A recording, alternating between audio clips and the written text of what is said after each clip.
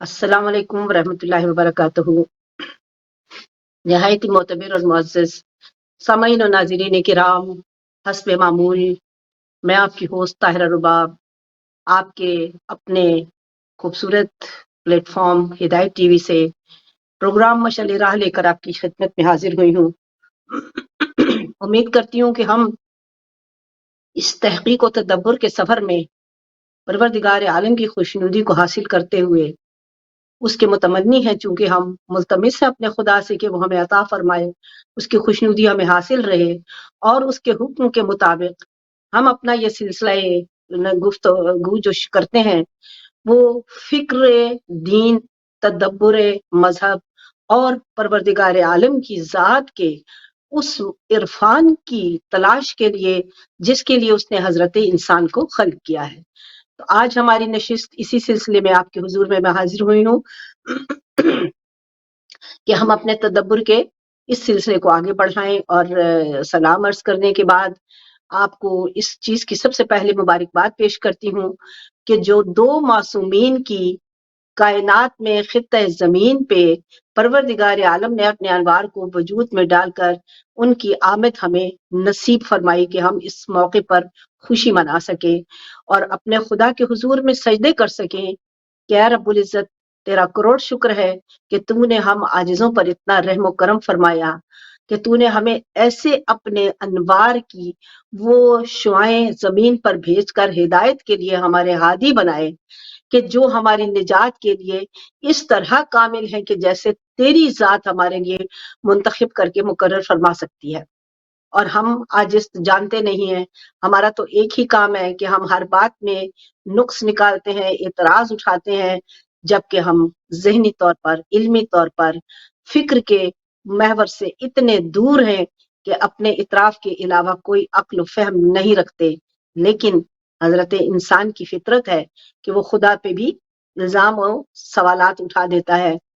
अपनी कमाईगी का, अपनी उस कोता ज़हनी, नज़री और फ़िक्री ताकत को नहीं जानता, लेकिन परवरदिगार आलम से सवाल कर देता है। तो आइए कि हम इस सिलसिले में सबसे पहले मुबारकबाद एक दूसरे को पेश करते हुए अपने खुदा का शुक्र अदा करें। एक तो उसने हमें अपनी पूरी खूबसूरत कायनात में अपनी मोहब्बत का वो वजूद बनाकर, वो पैकर बनाकर अपने अनवार से मुज़य्यन करके क़यामत तक के लिए एक हादी अता फरमाया, जिसको मोहम्मद मुस्तफ़ा अहमद कहा उसने कि जो वो हम्द करता है तो परवरदिगार आलम को इतनी मोहब्बत आती है, इतना प्यार उठता है। क्योंकि याद रखिए मेरे अजीजों, जब हम ऐसी गुफ्तगू करते हैं तो हमें एक एक चीज के मतलब और तवजीह और उसके मकसद को जानना बहुत जरूरी है। जब हम किसी चीज को जान के करते हैं तो वो हमारे लिए एक मुअस्सर कुन चीज होती है और वही हमारे लिए जिंदगी का वो सरमाया है जो हमारी निजात का सिलसिला और रास्ता बनता है। एक वो नमाज जो आप अंधाधुंध एक रिवायत में रूटीन में पढ़ते हैं उसका और मकाम है, और एक वो नमाज जो आप अपने आप को उस खुशू में उसकी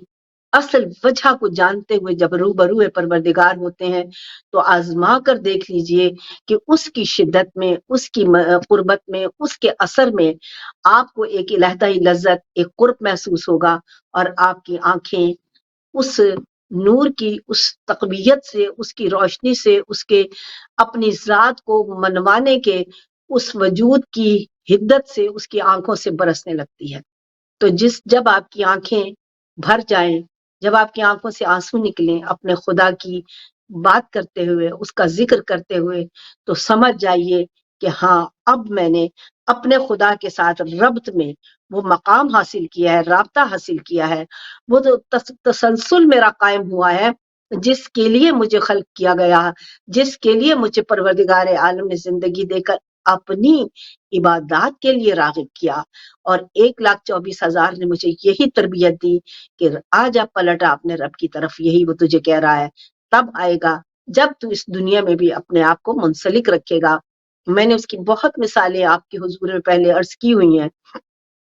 اور وہ آپ کے ذہن میں ضرور ہونی چاہیے۔ اگر آپ فکر و تحقیق کے اس سلسلے کو ملاحظہ فرماتے ہیں جس میں سے آپ کو بہت کچھ زندگی کی آگاہی مل سکتی ہے، تو آپ کو وہ یاد ہوگا کہ ہمارے پروردگار عالم نے جو ہمیں عطا کیا ہے، اس کے لیے ہم جس سلسلے کو لے کر آگے چل رہے ہیں، اس سلسلے میں کتنی تقویت اور کتنا قرب اور کتنی ہمارے لیے فہم و ادراک کی منزل ہے کہ ہم اس کو جانتے ہوئے پا کے اس منزل تک جاتے ہیں جہاں ہم اس زندگی میں بھی خوش ہو جاتے ہیں، اور ہماری آخرت کی جو زندگی جس کا ہم شور کرتے رہتے ہیں، آخرت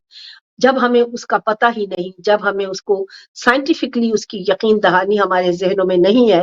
کیونکہ اب زمانہ وہ ہے جو ہر چیز کو دیکھ کر ایکسپیریمنٹ کر کے یقین کی منزل پر آتا ہے، جب وہ عجائبات دیکھتے ہیں تب اس کو سمجھ میں آتا ہے۔ تو اب انسان دیکھ تو رہا ہے کہ یہ سائنس یہ ترقی کہاں کرتی ہوئی جا رہی ہے، اور سب سے بڑی جہالت ہمارے ہاں یہ ہے،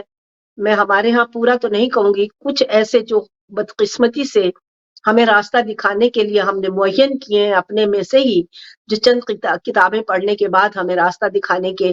اپنے آپ کو با اختیار شخصیت سمجھتے ہیں، ان کو ہم نے دنیا کے سلسلے سے جب دور رکھا یا انہوں نے خود کو رکھا تو انہوں نے ہر چیز کو ممنوع قرار دے دیا، سائنس کو ممنوع قرار دے دیا،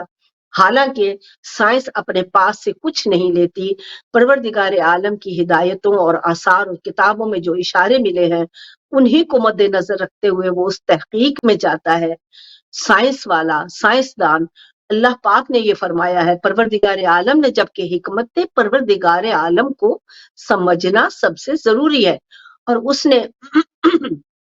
جب یہ فرمایا کہ حضرت انسان میں نے زمین کو تیرے لیے ایسا کیا، میں نے آسمان کو تیرے لیے ایسا بنایا، میں نے نظام یونیورس کو میں نے ایسا بنایا، میں نے اپنی نعمتیں بتا بتا کے سورہ رحمان میں فرماتا ہے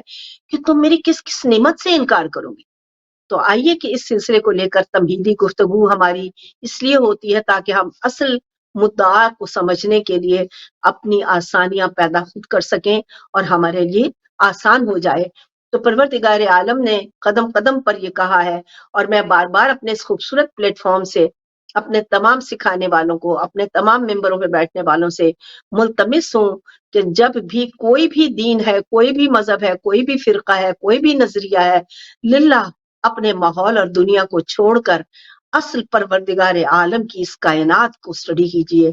اس کی اس عظیم کتاب میں سے جو جو آپ نے پڑھا ہے اس کی شہادتیں آپ کو غیر مسلم تجربات کے ذریعے سے آپ کے سامنے لا کر آپ کو دکھا رہے ہیں، تو آپ کا یقین بڑھتا ہے، آپ کا ایمان مضبوط ہوتا ہے جب آپ یہ دیکھتے ہیں کہ جب یہ تحقیق نہ تھی تب میرے خدا نے ایک ایک بات مجھے سمجھائی اور اشارہ کیا، لیکن یہ میری بدقسمتی کہ میں نے اس پہ غور نہیں کیا، میں نے تدبر نہیں کیا جو میرا خدا مانگ رہا تھا، میں نے فکر نہیں کی، میں نے اس کو اپنا بس وہی لفظ رٹے رٹائے کو اپنا آخری سلسلہ سمجھا، اور اسی سلسلے کو میں نے اپنے لیے قائم و دائم قرار دے دیا کہ یہی میرا اصل ہے اور یہی میری زندگی ہے۔ تو پروردگار عالم نے جس چیز کی طرف ہمیں راغب فرمایا ہے وہ ہی ہے کہ ہم غور و فکر اور تدبر کریں تاکہ ہم اپنے پروردگار عالم تک رسائی حاصل کر سکیں۔ تو میرے عزیزو، آؤ کے حکمت پروردگار کو سمجھنے کے لیے کائنات کے ان اصولوں کو، کائنات کے ان سلسلوں کو، کائنات کی اس ترتیب کو سمجھیں جس سے ہمیں حکمت پروردگار اس طرح سمجھ میں آ جائے کہ ہمیں ولادت تولد رسالت ماب ہے اور تولد امام جعفر صادق ہے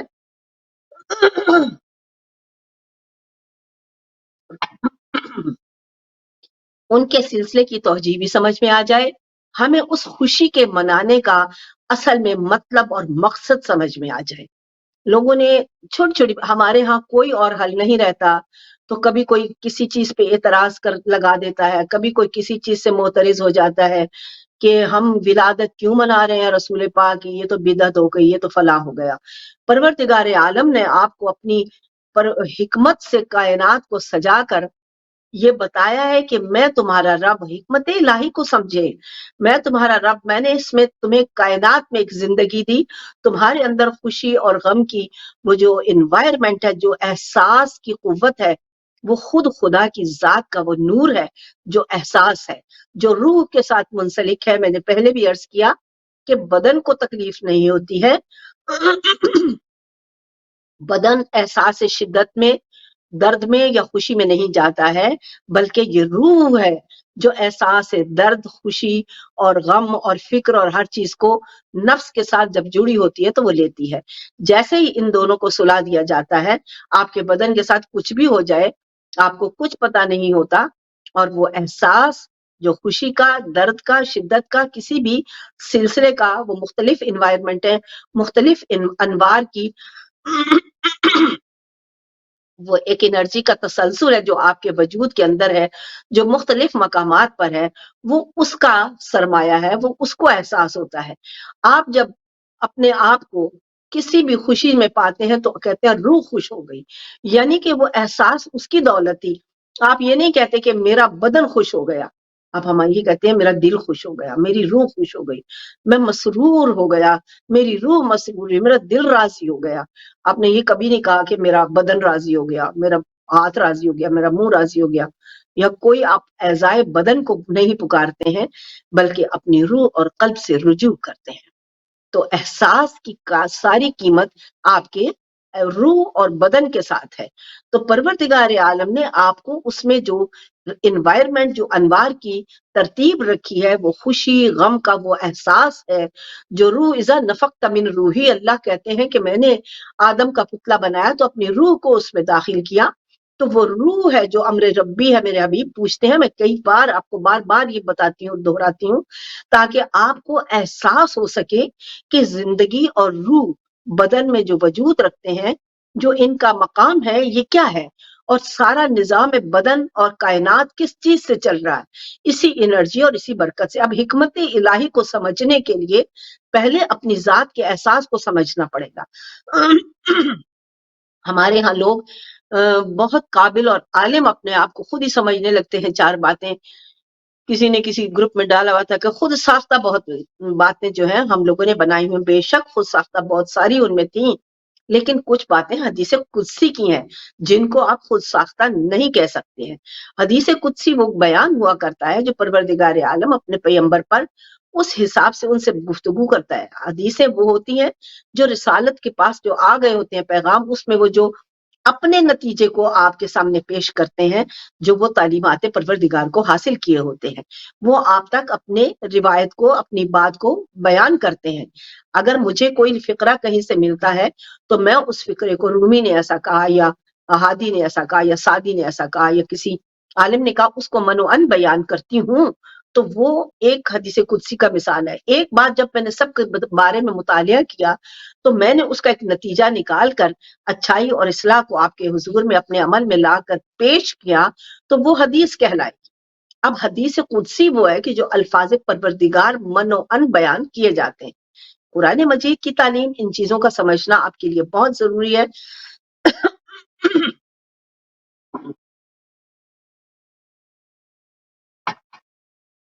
تاکہ آپ تدبر، ادراک و فہم کی اس منزل پر فائز ہو سکے جہاں سے آپ کو اس زندگی کی اصل حقیقت اور حکمت الہی جو کائنات میں رائج ہے اس کو سمجھنے کے آپ اہل ہو سکیں۔ جب اس کے اہل ہوں گے، آپ کی ذات کے اندر ایک روشنی بلند ہونے لگی، یہ خود آپ کی ذات کے اندر موجود ہے۔ جب آپ تمسک رکھتے ہیں، مجھے لوگ بہت کہتے ہیں ہمیں روحانیت سکھائیے، جب ان کو کہا جاتا ہے کہ اپنی ذات کا شعور حاصل کیجئے، ذات کے اندر اپنے آپ کو منسلک کیجئے، تو کہتے ہیں وہاں کچھ بھی نہیں ہے، ہمیں تو کچھ نہیں ملتا ہے۔ وہ کیسے آئے؟ وہ آئے گا اسی طرح، یہ آپ کے اس خوبصورت پروگرام کے چینل سے میں پوری اپنی عوام الناس کو پیغام دینا چاہتی ہوں کہ وہ تبھی آئے گا جب آپ اپنی ذات سے تمسک کرو گے، چاہو گے، خود کو اس طرف جد و جہد میں لے کر آؤ گے تو توفیق الہی آپ پر نازل ہونے لگے گی، تو آپ کی ذات کے اندر کے انوار خود بخود بیدار ہونے لگے گے، ان کو کرنٹ ملنے لگے گا، ان کو وہ بجلی جو آپ اپنے موبائل کے ختم ہو جانے کے بعد چارجر سے لگا کے دیتے ہیں، اس انرجی کے ساتھ جب آپ کی قوت کا اس ڈیوائس کے ساتھ تعلق ہو جاتا ہے تو وہ خود بخود بھرنے اور اس قابل ہو جاتا ہے کہ آپ کو کائنات کی ہر چیز کو آپ کے سامنے لا کر رکھ دے۔ آپ کے سامنے اتنی خوبصورت وہ یہ ترکیبیں موجود ہیں جو قدرت نے آپ کو دی، اور کہا کہ کوئی بھی چیز جو میں نے کائنات میں یہاں پہ تمہیں دی ہے یا بتایا ہے نہیں ہے کہ جس کو میں نے کائنات میں نہ رکھا ہو اور تمہارے سامنے دکھایا اور حاضر نہ کیا ہو۔ تو میرے عزیزوں، اپنے پروردگار عالم کی اس کائنات کے ایک ایک پہلوؤں کو اپنے ان سلسلوں سے پہچانیے۔ سائنس کو برا مت کہیے، سائنس سے سیکھیے، تاکہ آپ کو اپنے وہ تجربے جو آپ کی کتاب سے لے کر انہوں نے کیے ہیں، جس حد تک کیے، اگر کبھی وہ ناکام ہو جاتے ہیں تو کچھ نہ کچھ تسلسل کو وہاں تک جب لے کے آتے ہیں تو اس سلسلے کو دیکھ کر آپ اپنے قرآن مجید کے سلسلے سے اس کی تکمیل اس طرح کیجئے جیسے کہ ہمیں خود کتاب خدا بتا رہی ہے، ہمیں حکمت پروردگار سمجھا رہی ہے۔ خدائے بزرگ و برتر نے کوئی چیز ہم سے چھپا کے نہیں رکھی ہے۔ ہماری بدقسمتی ہے کہ ہم مسلمان صرف کلمہ پڑھ کے اچھلنے لگتے ہیں، جمپ لگانے لگتے ہیں کہ ہم نے کلمہ پڑھ لیا، جنت ہمارے باپ کی جاگیر ہو گئی، ہم نے جنت میں جانا۔ وہ جیسے ہمیں پچھلے دنوں ایک ویڈیو ملتی رہی کہ کسی اسکول میں کسی ہندوستان کے اسکول میں ٹیچر نے کسی بچے سے پوچھا، تو چاند کے سلسلے پہ اس نے اس کے مشرق شمال و جنوب کے اطراف اور انرجی کی قوت کے سلسلے کو واضح کیا، تو وہ حیران ہو گئی کہ ماشاءاللہ آپ کو کس طرح وہاں تک کبھی اتنا علم حاصل ہے۔ تو ساتھ میں پاکستانی بچے کا وہ جواب ملا کہ کوئی بات نہیں، جہاں مرضی جو مرضی کرنے جانا تو ہم نہیں جنت میں تو جہنم میں جائیں گے۔ جب تک ہمارے ذہنوں میں یہ ان بچوں کو کس نے سکھایا؟ ہمارے استادوں نے، ہمارے ماں باپ نے، ہمارے ماحول نے۔ حالانکہ یہ سراسر ظلم اور جھوٹ ہے، کیونکہ پروردگار عالم محقق مانگ رہا ہے، پروردگار عالم مدبر مانگ رہا ہے، پروردگار عالم اپنی حکمت الہی کے اس پورے کائنات کے سلسلے میں آشکار کرنے کے لیے آپ سے تحقیق کی طلب کر رہا ہے، محنت کی طلب کر رہا ہے۔ اٹھو، اس نے تو بنایا، اس کو تو پتا ہے۔ وہ آپ کے اندر جب اپنی ذات کی صفات کے تجربے کرتا ہے تو حضرت انسان کو زیرو پہ چھوڑ دیتا ہے۔ آپ قوت ارتقا پنپتے ہیں، منزل ارتقا میں اس مقام تک پہنچتے ہیں جہاں آپ کائنات کو دریافت کرتے ہیں۔ بچہ چھوٹا سا اسکول میں جاتا ہے سیکھنے کے لیے، کیا خدا اس کو جب ہر چیز دے کر بولنا سکھا دیتا ہے، سب چیزیں دے دیتا ہے، کھانا پینا پیدا ہی ہوتے اس کو معلوم ہوتا ہے، تو کیا اس کو یہ نہیں دے سکتا تھا کہ وہ ساری علم اور تعلیم لے کر آئے؟ لیکن صاحبان عقل و فکر کے لیے یہی استدلال ہے پروردگار عالم کی ترتیب کا کہ میں سب کچھ دیتا ہوں لیکن تم کو تاکید کرتا ہوں کہ اب تم میری صفات کو بروئے کار لانے کے لیے محنت کرو۔ جب ہم نہیں کرتے ہیں، رک جاتے ہیں، تو پروردگار عالم خاموشی سے ہمیں دیکھتے ہیں کہ ہم کتنی جد و جہد کر کے اٹھتے ہیں۔ اٹھنا، ہماری قوت، ہمارا جو عمل ہے وہ ہم کو اس طاقت کے ساتھ منسوب کرتا ہے کہ ہم اٹھ کر کھڑے ہو جاتے ہیں۔ اور اگر ہمارے پاس یہ نہیں، ذرا سا کسی کو سر درد، میں نے دیکھا ہوا عام کسی کو سر درد ہو جائے تو ہائے حال اور شور اور ہنگامہ کرتے ہوئے گولی کھا لو، یہ کھا لو، بڑھ چلاؤ۔ اس کو آپ ہمت سے کھڑے ہو کے اپنے دونوں کمپٹیوں کو دبائیے، اپنے خدا کے ساتھ اپنا تعلق منسلک کیجئے، چاہے وہ الفاظ جو قرآن مجید کے آپ کو یاد ہے، وہ چھوٹے چھوٹے سورہ آپ کو یاد ہے، وہ پڑھ کر پھونکیے، پانی پہ پھونکیے، پی لیجئے۔ پانی میں وہ نور انرجی ہے جو پروردگار عالم کی ذات نے اس میں اپنا متحرک فرمایا ہے، کیونکہ پانی کی اپنا کوئی ذاتی وجود نہیں ہے، وہ جس چیز میں ملتا ہے اسی میں ہو جاتا ہے۔ اس کی روانی اتنی شدید ہوتی ہے کہ وہ ہمیں ایک سفید یا سرمئی یا کسی رنگ میں وہ نظر آ جاتا ہے۔ تو جب ہمیں وہ اس طرح نظر آتا ہے تو ہم یہ سمجھ رکھتے ہیں کہ وہ اپنا وجود خود رکھتا ہے، جبکہ وہ پروردگار عالم کے وجود کو ظاہر کرتا ہے اور اس کے اندر کا نور اور انرجی پوری کائنات کے سلسلے کو بناتا ہے۔ کہتے ہیں 90% انسان اسی پانی سے بنا ہے، کوئی کہتے ہیں 70 ہے، 80 ہے، 90 ہے، مختلف جو بھی ہے، ان حضرت انسان کی ذات میں اس پانی کے صدقے میں جو نور ہے وہ آپ کو زندگی دیتا ہے، ورنہ اس کے بغیر آپ زندہ نہیں رہ سکتے ہیں۔ تو اپنے خدا کو جاننے اور پہچاننے اور ماننے کے لیے اتنا ادراک حاصل کیجئے تاکہ پروردگار عالم کی اس حکمت کو پہچاننے کے قابل ہو جائے، ہے حضرت انسان تو جو میں نے زندگی کی حقیقت کے لیے رکھا ہے، جو میں نے اپنی حکمت اس کائنات میں رائج کی ہے۔ تیرا کام مجھے تلاش کرنا ہے، تیرا کام تحقیق کرنا ہے، تیرا کام مجھ کو ہر ذرے میں سے تلاش کرنا ہے، لیکن ہم اپنے غم و اندو میں بیٹھائے ایسا ہو گیا، ہائے ویسا ہو گیا۔ یہ تو اسی لیے ہوا تاکہ تو اپنے قوت صبر کی اس منزل کو پہچان سکے جو تیری ذات کے اندر حکمت پروردگار عالم کے تحت موجود ہے۔ ہم گرتے ہیں، ہم اٹھتے ہیں، ہم ناکام ہوتے ہیں، پھر ہم کامیابی کی طرف دوڑتے ہیں۔ یہی وہ تسلسل ہے، یہی وہ شدت ہے، یہی وہ قوت پروردگار عالم ہے جو ہمیں دکھائی اور سمجھائی جاتی ہے۔ دو معصومین کی ولادت میں ہم جو خوشی منا رہے ہیں، اس کا سد باب یہی، اس کا وجہ جشن یہی ہے کہ ہم پروردگار عالم کے اس عظیم احسان کو یاد رکھے ہوئے ہیں جس نے ہمیں محمد مصطفیٰ صلی اللہ علیہ وآلہ وسلم تک کی ذات کو عطا کیا، اور وہ لے کر آئے خدائے بزرگ و برتر کی معرفت، خدائے بزرگ و برتر کے وجود کا یقین ہم تک۔ ہم میں انہوں نے متعارف کرایا ایک ایسے وحدہ اللہ شریک خدا سے جو کائنات کے ذرے ذرے کا خالق ہے۔ جب اس خالق کی پہچان وہ کراتے ہیں، پھر ہم کو آداب زندگی بھی سکھائے جس کو ہم شریعت کہتے ہیں کہ ہم نے اس راستے پر کیسا چلنا ہے۔ یہاں پہ مجھے کہنے دیجئے بدقسمتی ہماری یہ ہے کہ ہم نے اس میں خود اتنی اختراع پردازی کر لی ہے، اتنے خرافات بھر لیے ہیں کہ کانپ جاتی ہے روح، کانپ جاتا ہے بدن، اور خصوصاً اس کا محرک کون ہے؟ وہ لوگ ہیں جو ہمیں ہمارے راہبر بن کے، مولوی بن کے ہمیں سکھانے کے لیے بیٹھے ہوتے ہیں۔ ہر فقہ میں، ہر نظریے میں، ہر طریقت میں وہ سلسلہ مختلف ہوتا چلا جاتا ہے۔ راستہ ایک تھا، محمد مصطفیٰ بتانے والے ایک تھے، دکھانے اور بنانے والا ایک خدا ہے۔ تو یہ 70 راستے کہاں سے پیدا ہو گئے؟ یہ اتنے راستے ہم نے کہاں سے پیدا کیے؟ تو جان لیجئے، مان لیجئے کہ یہ ہماری اپنی سوچ و فکر کے مختلف وہ غلط پگڈنڈیاں ہیں جن پر ہم نے خدا کے حکم کو رد کیا، جس پہ ہم نے رسول اللہ کی تعلیمات پہ غور نہیں کیا، جو ہمیں وہ بتا رہے تھے ہم نے اس کو ہٹا کے ایک اجتماعی طور پر ایک جمگٹے میں نے ایک ایسی بات پہ اجماع کر لیا جیسا کہ بعد از رسالت ماں پورا سلسلہ اسلام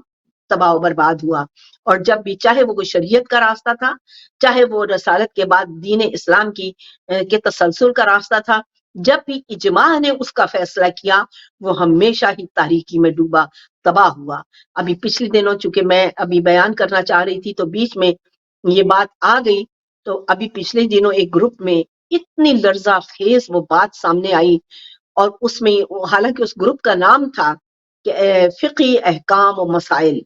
اور اس میں یہ دیا جا رہا تھا کہ ایک بچی 3 سال کی تھی اور بچہ 5 سال کا جب کا ان کے ماں باپ نے نکاح کر دیا۔ اب جب وہ سن بلوغت کو آئے ہیں، اس لڑکے کے 2 دفعہ کہیں ایکسیڈنٹ ہوئے، وہ ذہنی طور پر مفلوج ہو گیا، اب وہ اس قابل نہیں رہا، اور لڑکی نے کہا کہ میں نے یہ شادی قبول نہیں کی، مجھے یہ شادی نہیں کرنی۔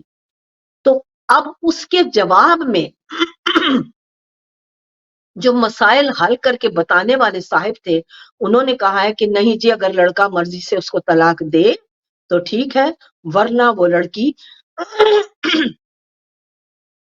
کوئی حق نہیں رکھتی، وہ حق کے شوہر سے باہر ہو جائے گی اور وہ عذاب میں مبتلا ہوگی، یا وٹ ایور جو بھی اس کا انہوں نے نقصان بتایا۔ اتنا بڑا ظلم ہے، حالانکہ ہماری ایک نہیں بلکہ پورے ہی جتنے بھی فرقے ہیں ان میں یہ رائج ہے۔ سب سے پہلے یہ کہا جاتا ہے کہ ایک بار میں بھی غلطی نہ ہو جائے، 3 دفعہ جب وہ اپنا قبول و استجاب کرتی ہے، خاتون سے پوچھا جائے، عورت سے باقاعدہ اس کی ہاں سنی جائے، باقاعدہ اس کا اقرار سنا جائے، باقاعدہ اس کا دستخط لیا جائے، جب وہ راضی ہو تب یہ نکاح ہوتا ہے، ورنہ یہ نکاح ویلڈ نہیں ہے، زبردستی کا نکاح ہے ہی نہیں۔ نکاح دو وجودوں کی راضی ہو کر باہم مرضی سے یکجا ہونے کا وہ راستہ اور نام ہے جسے پروردگار عالم نے ہر عورت اور مرد کے اندر ایک انوائرمنٹ، ایک سلسلہ میگنیٹیز کی طرح ہوتا ہے جو رکھا ہے کہ وہ جو عورت کو مرد اور مرد کو عورت کی طرح اٹریکٹ کرتا ہے. یہ نور خدا کی وہ انرجی ہے جو قوت تخلیق کے سلسلے کو تکمیل دیتی ہے. ہم لوگوں نے اس کو نکاح کو جنسی حوث سمجھ رکھا ہے، حالانکہ خالق کائنات نے ہر ایک ذرے کو، پودے کو، پرند کو، چرند کو بھی اس انرجی سے مزین فرمایا ہے جو کہ خلقتوں کا آگے ترسیل کرنے کے قابل ہوا کرتی ہے. لیکن چونکہ ہمارے ہاں جہالت کی انتہا ہے، ہم نے پروردگار عالم کے کسی بھی کمال کو، کسی بھی عظمت کو، نعمت کو کبھی سمجھا ہی نہیں. اس لیے اس کو اپنی عقل و فکر کے جب تھیلے میں ڈالا تو ہم نے اپنے ہاتھوں کو، اپنے بدن کو، اپنے وجود کو، اپنی روح کو خود ہی مجروح کر دیا. میں نے ان کو لکھا کہ یہ چیز جائز ہی نہیں ہے. وہ نکاح ہی کہاں ہے کہ جس میں معصوم بچی نے اقرار کیا ہی نہیں، جبکہ ہمیں ہماری شریعت اور قانون بتا رہا ہے کہ جب تک عورت کی مرضی نہ ہو. اب جب وہ سن بلوغت کو پہنچتے ہیں تو وہ اس میں پاگل پانا. یہ سوال تھا تو آپ کیا جواب دے رہے ہیں اس کو کہ اگر وہ مرضی سے دے، جب وہ ذہنی طور پر ہی مفلوج ہے. سوال یہ ہو رہا ہے کہ وہ ذہنی طور پر مفلوج ہے تو آپ اس کا کیا جواب دے رہے کہ وہ مرضی سے، خوشی سے، عقل و فہم سے اس کو طلاق دے. سوال یہ ہے کہ جب اس میں عقل و فہم نہیں ہے، وہ ذہنی معذور ہے، اس سوال کے جواب میں آپ کیا جواب دیتے ہیں؟ اور انہوں نے حتمی فیصلہ دے کر ان کو یہ کہہ دیا کہ وہ اسی طرح زندگی برباد کرے اور گزارے. تو جب ہمارے معاشرے میں دین خدا کے بعد اپنی عقل و فکر کی یہ حالت ہو جائے گی، میں نے ان کو پورا میسج دیا بھی قرآن سلسلے سے، تو مجھے انہوں نے یہ سوال کیا بتائیے کہاں لکھا ہوا ہے کہ 3 سال کی بچی کی کوئی ولی شادی نہیں کر سکتا. اب جب یہ پڑھے لکھوں کا حال ہوگا تو میں نے ان سے یہی عرض کیا کہ آپ مجھے وہ دکھائیں کہ 3 سال کی بچی کا ولی اپنی مرضی سے اس کو بھیج دے کر کے یہ کہاں لکھا ہے. بچیوں کو زندہ درگور کرنے والوں کی یہ سلسلے آج بھی ان لوگوں کے ذہنوں میں موجود ہیں. ہمارے دین کا بیڑا غرق ہو چکا ہے، اسی لیے لوگ دین اسلام سے متنفر ہو چکے ہیں، جن کو ان جہلا نے اپنے اس وقتی اپنی واہ واہ کے لیے، اپنے کھانے کے لیے، اپنے پیسے کمانے کے لیے جس جگہ پر بیٹھ گئے بس اب ہمیں یہاں سے کوئی ہٹائے نا. ہم غلط اور کفر کے فتوے بھی دے رہے ہیں، ہم غلطیاں کر رہے ہیں، ہم خدا کے رسول کے فرمان کے خلاف بھی چل رہے ہیں تو ہم کو مانا اور تسلیم کیا جائے. تو للہ حکمت الہی کو کائنات نہیں بلکہ کائناتوں کی وسعت سے سمجھیے. خلقت کا مطلب ہے ایک دو روحوں کا، یعنی 2 مختلف جنسوں کا آپس میں ملنا اور اس سے تخلیق کا سلسلہ آگے چلنا. لیکن اس کو صرف جنسی بھوک تک محدود رکھیں گے تو تباہی کے علاوہ آپ کو کچھ حاصل نہیں ہوگا. اسی لیے نکاح واجب کیا گیا پروردگار عالم نے تاکہ تقدس نکاح کو آپ کے سامنے رہے. اور یہ ہے ان معصومین کی شریعت جو ہم تک پہنچی ہے. نکاح تقدیس رسالت ماب اور پروردگار عالم کی ذات کا وہ ایک اعلیٰ تحفہ ہے کہ جس سے تقدس ذات قائم رہتا ہے. نکاح کے بغیر اس کو ناجائز و حرام اس لیے کیا گیا کہ تم اس کو جنسی ہوس میں مت سمجھو، بلکہ ایک مقدس تسلسل ہے خلقت کا جس کو پروردگار عالم نے ایک امانت کے طور پر کسی بھی انسان کے وجود میں ایک انرجی کی صورت میں قائم رکھا ہے. جب تم اس کے خلاف کھڑے ہو جاتے ہو تو تم اس کو نکاح کے مقدس اس تخلیقی سلسلے سے ہٹا کر ہوس کی اس انوائرمنٹ میں لے جاتے ہو جو ممنوع ہے. آج تک لوگوں کو یہی نہیں پتا چلا کہ بغیر نکاح کے ہم جنسی تعلقات رکھتے ہیں تو وہ ہمارے لیے ممنوع کیوں ہے، وہ حرام کیوں ہے. اس لیے کہ آج شکر کرتے ہیں، ہم جشن منا رہے ہیں اس عظیم ہستی کا کہ جس کو پروردگار عالم نے کائنات میں اتارا اور ہمیں یہ راستہ بتایا کہ تمہارے لیے ذات کے نور میں کون سی چیز درست ہے اور کون سی غلط ہے. اور جو ہم دوسرے تیسرے کے لیے اٹھا کے باتیں کر دیتے ہیں یہ ہمیں جائز ہی نہیں ہے، اس لیے تاکہ ہم اس عمل تخلیق کو کبھی بھی گناہ اور رذالت کے سلسلے میں مت بتائیں، مت ڈالیں. اگر کسی نے کوئی یہ خطا کی ہے، غلطی کی ہے، اس کو جنسی عوض کے نشانے میں ڈالا ہے تو وہ اس کا وہ جرم ہے جس کی وہ سزا خود بھگتے گا.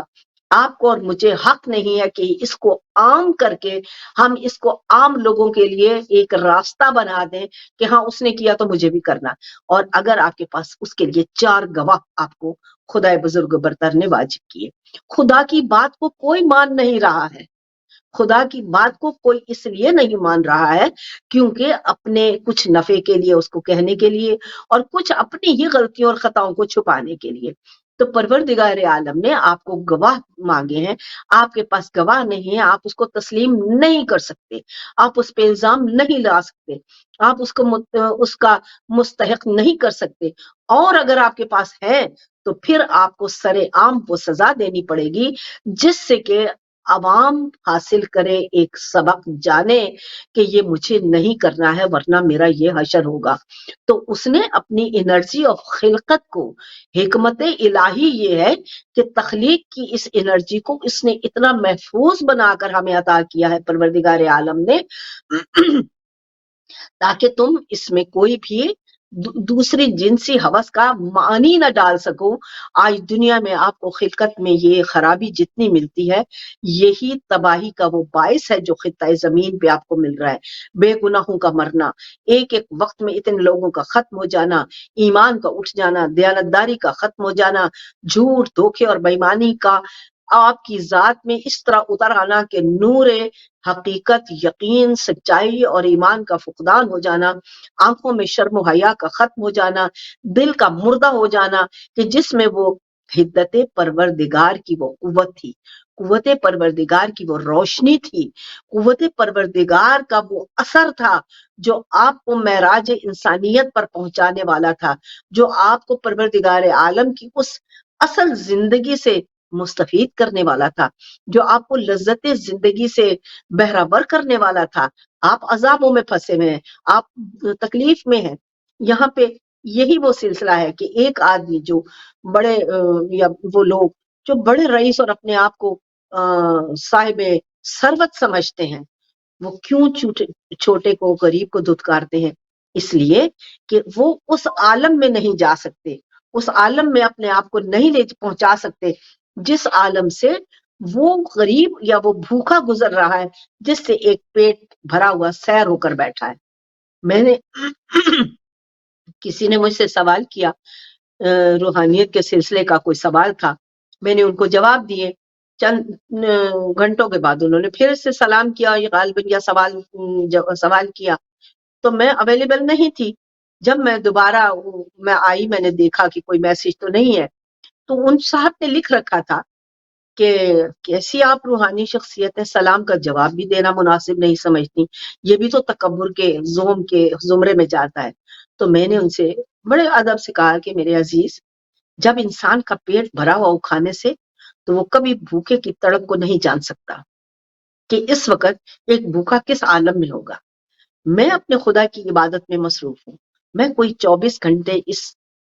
ٹیلی فون یا واٹس ایپ پہ بیٹھی بھی نہیں ہو سکتی. مجھے زندگی میں کچھ اور بھی کام کرنے ہیں, آپ ہی لوگوں کے لیے, اقراء کے لیے, دعا کے لیے. مجھے اپنے پروردگار سے جب رجوع کرنا پڑتا ہے تو میں رات کے لمحوں میں اگر میں ادھر ہوں تو میں آپ کو سلام کا جواب کیسے دے سکتی ہوں جب تک کہ میں اس کو دیکھوں نہ.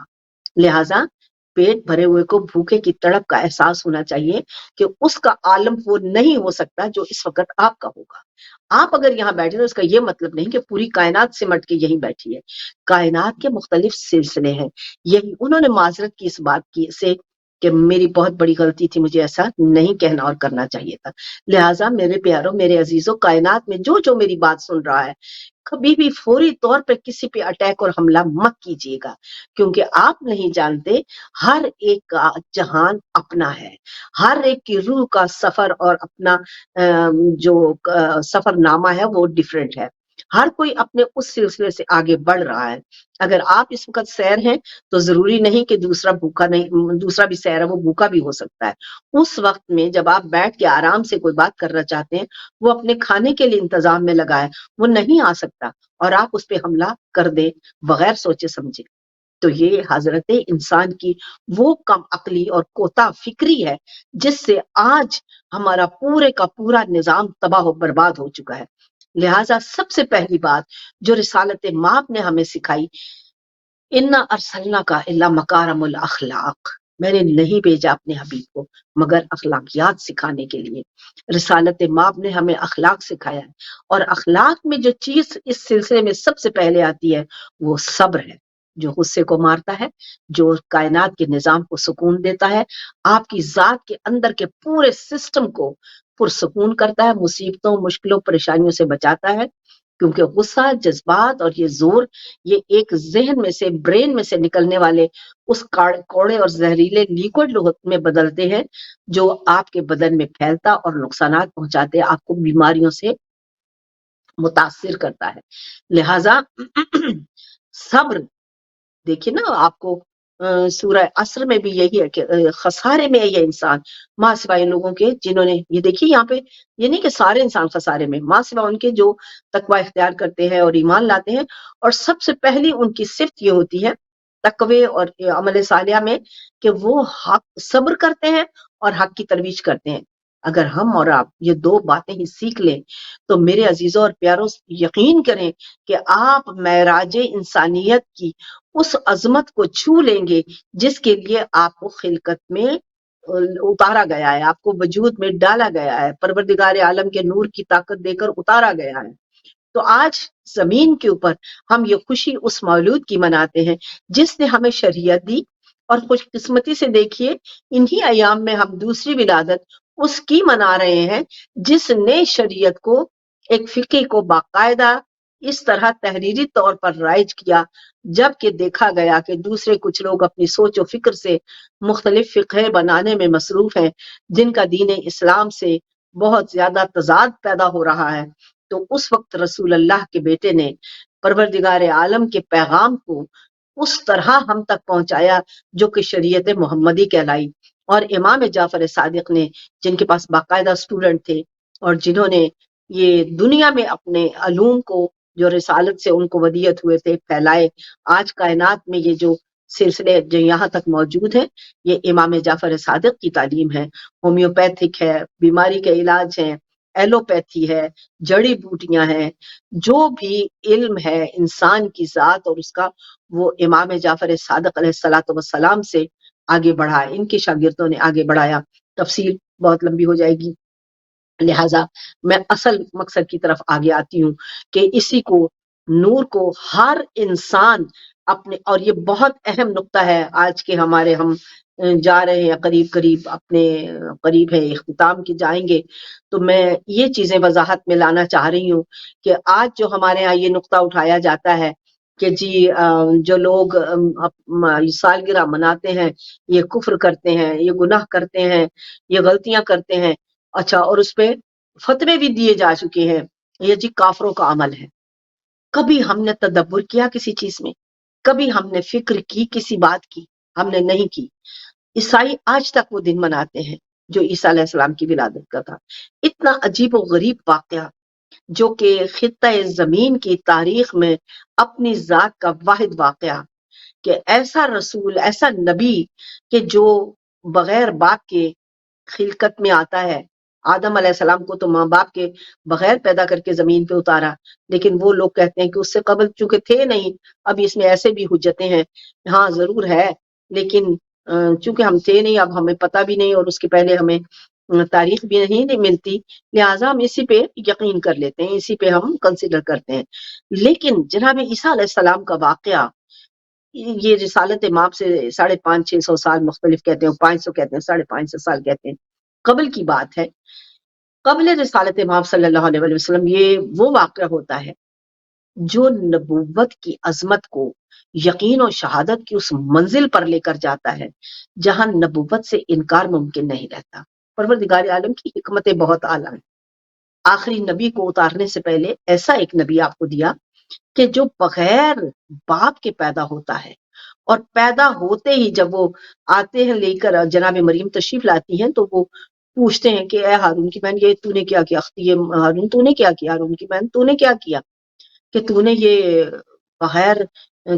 باپ کے بچہ پیدا کر دیا؟ تو خود خاموشی کا خدا نے ان کو حکم دیا کہ خدا اپنے اس سے نہیں کر سکتا تھا کہ یقین کی، ان کے ذہنوں میں یقین کی وہ مادہ دے دیتا، یا ان کو وہ یقین کا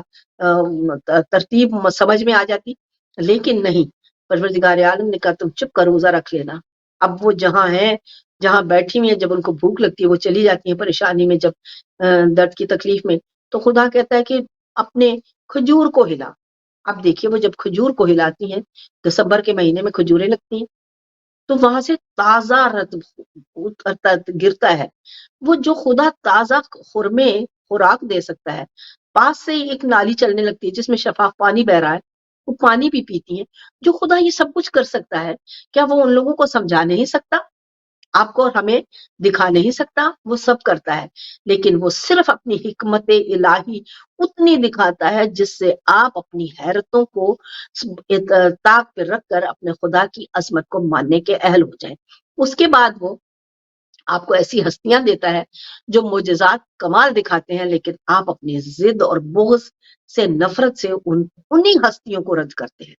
ये इमाम जाफर सादिक अलैहिस्सलातु वस्सलाम, उस मासूम की विलादत के अय्याम हम मबरूक है हमारे लिए। सबको मैं यह तबरीक पेश करती हूँ कि जिन्होंने फ़िक़्ह मोहम्मद मुस्तफ़ा को, हुक्म खुदा को हमारे लिए तसलसल में लिख कर हमें दिया। लेकिन आप देखिए कि मुसलमान जो रसूल का कलमा पढ़ता है, वो रसूल के बेटे से वही फ़िक़्ह लेने से इनकार करता है। आम दुनिया के उसी घर से कुछ सीखे हुए अगर अहकाम में यानी हुक्काम वक्त के मफाद की खातिर कुछ थोड़ी बहुत उसमें रद्द-बदल करते हुए वो लिख देते हैं, उसको पूरी उम्मत मुस्लिमा मानेगी, लेकिन रसूल के घर से आए हुए उस फ़िक़्ह को मानने के लिए तैयार नहीं है जिसकी हमें खुदाए बुजुर्ग बरतर ने ताकीद की है, हुक्म दिया है और कहा है कि इनके इन करीबियों से मोहब्बत करो, और रिसालत ने क़यामत तक के लिए हमें उनकी निशानदही भी फरमा दी है कि तुम्हारे लिए यही तुम्हारे रास्ते का वो रोशन मीनार है, राहबर है, जो तुम्हें भटकने नहीं देंगे। मेरे अहले बैत की वो इस कश्ती नूह के मिसल है कि जो तुमको तबाही से बचाएगी। लेकिन सब कुछ होने के बावजूद हजरत इंसान आज किस मकाम पर है कि उसी रसूल अल्लाह को जो आपको जानवरों से इंसान बना रहा है, बेहिदायतों से हिदायत याफ्ता बना रहा है, गैर मुहज्जबों से मुहज्जब बना रहा है, उसी की विलादत पे आज उंगलियां, कोई इसको और काम नहीं है। उसमें शोर मचा रहा है, क्यों मनाई जा रही है, क्यों नबी की मनाई जा रही है, क्यों मासूमीन की मनाई जा रही है। ये वो एनर्जियां हैं जमीन पर उतरी हैं, और आप जिस को काफिर कह के बुरा कह रहे हैं, वो अपना वजूद जमीन पर उतरने की खुशी मना रहा है कि परवरदिगार आलम ने मुझे आज जिंदगी की नेमत से माला माल करके खित्ता जमीन पे अपना तजर्बा बनाकर उतारा है। वो उतरा है और वो हर साल अपने खुदा का शुक्र अदा करता है, अपने खुदा के हुजूर में खुशी मनाकर एक मस्बत एनर्जी को कायनात में कायम करता है। अगर वहां पे उनके यहाँ और सिलसिले हैं जो उनके यहाँ ममनू नहीं है, तो इसका ये मतलब नहीं है कि आपको जो ज़हूर का यानी उतारा गया जमीन पे अपने खुदा के नूर से मुज़य्यन करके, आपके कल्ब में नूर खुदा को दाखिल करके, आपकी जात में एनवायरमेंट रूह देकर जमीन पर एक वजूद के साथ उतारा गया है। इस दिन के उस पूरे सर्कल को, असरात को, इस एनर्जी को अगर आप परवरदिगार आलम के हुजूर में इस खुशी से मनाते हैं, तो ये ईदें और खुशियां मनाना हमें खुदा की तरफ से बदियत हुआ है। बल्कि मैंने तो सुना है कोई फिरका उसके बुजुर्ग और वो फरमाते हैं कि हमारे यहाँ तो सख्ती से सालगिरह ममनू है, यानी कि खुदाया तूने हमें ये दिन दिया, क्यों दिया? हम बिल्कुल इसके खिलाफ हैं, और अगर आज के दिन तक हम इस दिन तेरे हुजूर से जो कुव्वत लेके आए हैं, जद्दोजहद में हम नेकी की तरफ आगे बढ़ते हैं, तो हम बिल्कुल खिलाफ हैं कि हमने इस दिन पे कोई खुशी नहीं मनानी, कोई अच्छाई नहीं करनी, इसको सेलिब्रेट नहीं करना कि ऐ खुदा तूने हमें क्यों ये दिन दिया, तूने हमें जमीन पर क्यों उतारा, तूने हमें तजर्बात में से क्यों गुजारा। ये ऐसी चीजें हैं जो लॉजिक है। खुदा ने कहीं मना नहीं किया है कि मैंने जो नेमत जिंदगी दी है उसकी उस मौके पर तुम खुशी ना मनाओ, ईदें मनाओ, खुशियां मनाओ। रोजे रखे हैं तो खुशी से ईद मनाओ कि तुम उस मकाम पर पहुंचे कि जिसमें तुमने अपने खुदा की इबादत को इस मकाम से पहचाना कि एक महीना तुमने जबर किया। खुशी किस बात की है? सब्र के उस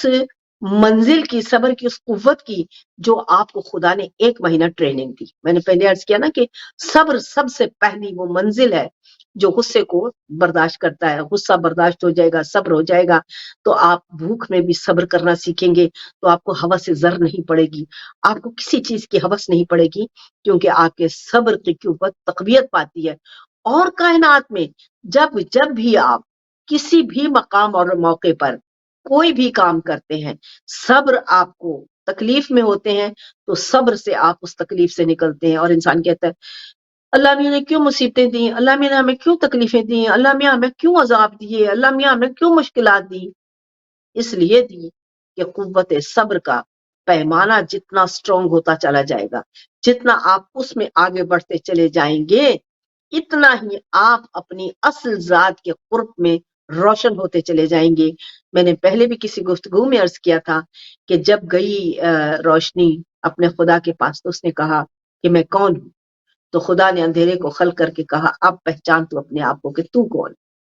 تو جب تک اندھیرے نہ ہوں گے میرے پیاروں، میرے عزیزوں، حکمت الہی کو سمجھیں، دین کا شعور حاصل کریں. رسمی حدیثوں کا رٹ لینا، آیتوں کا رٹ لینا مقصد دین کو پورا نہیں کرتا ہے، مقصد خلقت کو پورا نہیں کرتا ہے. آپ ایک مقصد کے لیے اس کائنات میں اتارے گئے ہیں. اپنے دین اور مذہب کا مقصد سمجھیے. ٹکڑوں میں بکھرنے سے خدا نے منع کیا، لا تفرق الی الدین، اپنے دین میں فرقے مت بناؤ. اور جتنا بھی خدا نے منع کیا حضرت انسان نے اتنے ہی فرقے بنا لی. کہاں یہ مسلم، تو یہ اپنے آپ کو ہم کیسے مسلمان کہلانے کے قابل ہو سکتے ہیں جب ہم خدا کی کسی بات کو مان ہی نہیں رہے ہیں، ہم ہر خدا کی بات کو رد کر رہے ہیں. رسول اللہ کے زمانے میں کون سے فرقے تھے؟ ایک ذات رسول اللہ تھی اور ان کے اہل بیت، بس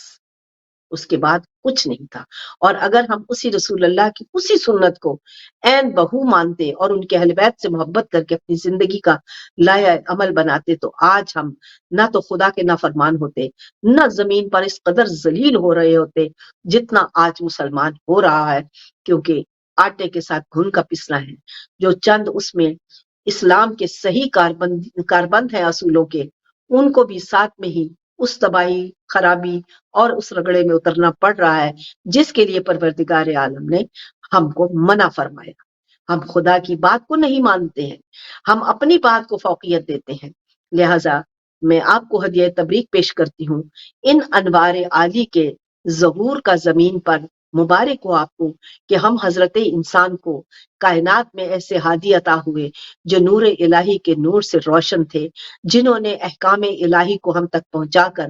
پروردگار عالم کی کائنات کو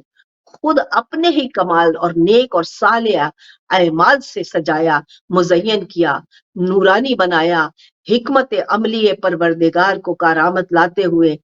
اس حکمت الہی سے اپنی زندگیوں کو یقین کیجئے یہ وہ روشن زندگی کے راستے اور چراغ ہیں جو آپ کو کبھی بھی نہیں گرنے دیتے، جو آپ کو کبھی تباہ نہیں ہونے دیتے، جو آپ کو کبھی حقیقت سے دور نہیں ہونے دیتے، جو آپ کو کسی بھی ایسے سلسلے سے آپ کو پریشان حال نہیں ہونے دیتے کہ جو آپ کو اپنی زندگی کی خوشی سے محروم کرے. آپ کو تبھی خوشی ہوگی اس زندگی میں حاصل جب آپ اپنی ذات میں صبر کی قوت پا چکے ہوں گے، جب آپ اپنی ذات میں پہچان کر چکے ہوں گے، جب اپنی ذات کی اصل حقیقت کو جان چکے ہوں گے کہ میرے رب نے مجھے خلق کیا ہے تاکہ میں اس خوبصورت کائنات کو انجوائے کروں. کھاؤ پیو عیش کرو اور اپنے خدا کی عظمتوں کو سمجھتے رہو اور اپنے خدا کو جانتے اور پہچانتے رہو. جب تک ہم اس کائنات کو دیکھیں گے نہیں، جانیں گے نہیں، پہچانیں گے نہیں تو ہمیں اپنے خدا کا اس قدر ظہور چہار سو جو ہو رہا ہے اس کا ادراک کہاں سے حاصل ہوگا؟ ہم اپنے خدا کی پہچان کیسے کریں گے؟ ہم اپنے خدا کو کیسے جان سکیں گے؟ جب ہم اپنے خدا کو ذرے ذرے سے نہیں پہچانیں گے تو ہماری ذات کے اندر جو نور خدا ہے وہ پسیچے کا نہیں، وہ متاثر نہیں ہوگا، تو دل میں سے وہ اٹھے گی نہیں حدت جو آنکھوں سے اس کی محبت بن کے نکلتی ہے. جب بھی دل میں کچھ ہو آنکھ نم ہوتی ہے، یہی یقین ہے، یہی آپ کا خدا ہے جو آپ کی ذات سے آپ کے اندر اپنے آپ کو منواتا ہے کہ میری موجودگی کو جان ہے میرے بندے، سمجھ دیکھ کہ میں تیرے اندر ہوں. اور وہ لوگ کہتے ہیں اللہ میں نے ایسے کیا میرے رونگٹے کھڑے ہو گئے، اللہ میں نے ایسے دیکھا تو مجھے میری آنکھوں میں آنسو آ گئے. ہم تو دنیا داروں کو بھی کبھی دیکھ لیتے ہیں تو وہ بھی جب کوئی ایسی چیز متاثر کن دیکھتے ہیں تو وہ رونے لگ جاتے ہیں، ان کی آنکھوں سے آنسو برسنے لگ جاتے ہیں، تو ان کے اندر بھی خدا موجود ہوتا ہے جو اپنے وجود کو منواتا ہے۔ للہ کسی پر انگلی مت اٹھائیے، کسی کو برا مت کہیے، کسی سے کوئی بھی آپ سرزنش کر کے جواب مت طلب کیجئے۔ آپ نہیں جانتے ہیں کہ کوئی کس جہان میں کس عالم میں ہے، اگر آپ نماز کی حالت میں ہے تو کوئی کسی تکلیف میں ایسی میں ہے جو نہیں پڑھ سکتا یا جا رہا ہے، یا اس کو اس وقت ساقط ہے، یا اس پر وہ قضا ہے جو اگلی منزل تک پہنچنے لازمی ہے، اس کے بعد ادا کرنی ہے، تو آپ اس پہ ہاتھ مت انگلی مت اٹھائیے کہ دیکھو یہ تو درگاہ خدا ہے، یہ تو نماز ادا نہیں کر رہا، یہ تو ایسا ہو گیا، یا ہم یہ دیکھ رہے ہیں ایک موٹر سائیکل پہ جا رہے ہیں صاحب اور وہ پوری سپیڈ سے چل رہی ہے اور وہ ہاتھ باندھ کے اس پہ کھڑے وہ نماز ادا کر اسی پہ سجدے، وہ اپنی شو بتا رہے ہیں۔ یہ پروردگار عالم نے ہمیں یہ نہیں کہا ہے کہ اپنی موت اختیار کرنے کے لیے تم دکھاوا کرتے ہوئے میری عبادت کے مطلب مسائل کچھ اور ہیں۔ تو میرے پیارو، شکر کرو اپنے پروردگار عالم کا جس نے زندگی میں یہ نعمت عطا کی، جس نے ہمیں یہ ہادی عطا کیے، جنہوں نے ہمیں ترتیب زندگی سکھائی، جس نے ہمیں جینے کا طریقہ سکھایا، جنہوں نے ہمیں عمل کا راستہ بتایا، اور اپنے اپنے ٹکڑوں میں بٹ کے ہر روز ایک نئی چیز ایسی عجیب و غریب سامنے آتی ہے جس کا دین کے ساتھ کوئی ربط نہیں ہے۔ للہ صحیح دین کو ترویج کیجئے، اور جہاں تک ہو سکے میری امت مسلمہ سے التجا ہے کہ یہ خرافات بند کروائیے۔ وہ لوگ جو ممبروں میں بیٹھ گئے اور اس طرح کی ناجائز غلط باتیں لوگوں تک پہنچاتے ہیں اور ان کی زندگیوں کو عذاب میں ڈالتے ہیں خدا کے حکم کے خلاف، ان کو جہاں بھی دیکھیے ان کو پابند کر دیجئے۔ کم از کم وہ خدا اور اس کے حبیب کا خوبصورت دین مسخ کرنے سے باز آئیں اور اس میں تباہی مت مچائیں۔ ہم نے چھوٹے چھوٹے بچوں کو مسجدوں میں برباد ہوتے دیکھا ہے، ان کو اتنا مارا جاتا ہے کہ وہ مر جاتے ہیں، اتنی اذیت اور تکلیف دی جاتی ہے، جس کا دین کہیں بھی ذمہ دار نہیں ہے، نہ اس کے وہ حکم دیتا ہے۔ تو بتائیے کہ یہ جس دین اور جس اسلام کی تباہی کے باعث وہ لوگ بن رہے ہیں جو دین کے بڑے بڑے ٹھیکیدار بن کے مسجدوں میں براجمان ہیں، تو للہ ان لوگوں کو ختم کیجئے۔ اس کو جہاد کہتے ہیں،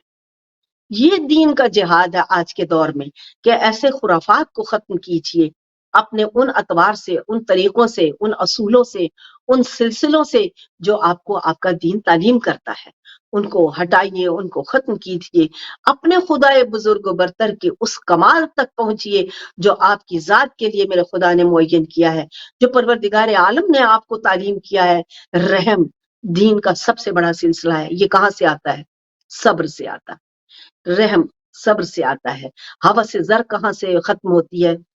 صبر سے آتی ہے۔ ہوس جنس کہاں سے ختم ہوتی ہے؟ صبر سے ختم ہوتی ہے۔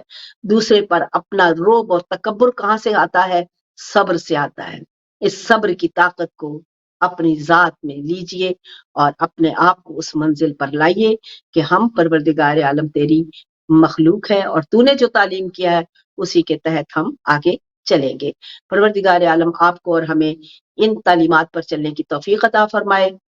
ہماری گفتگو کا دورانیہ ختم ہوتا ہے۔ میں آپ سے اجازت چاہتی ہوں، التماس سے دعا کرتی ہوں، آئندہ ہفتے تک آپ سے خدا حافظ۔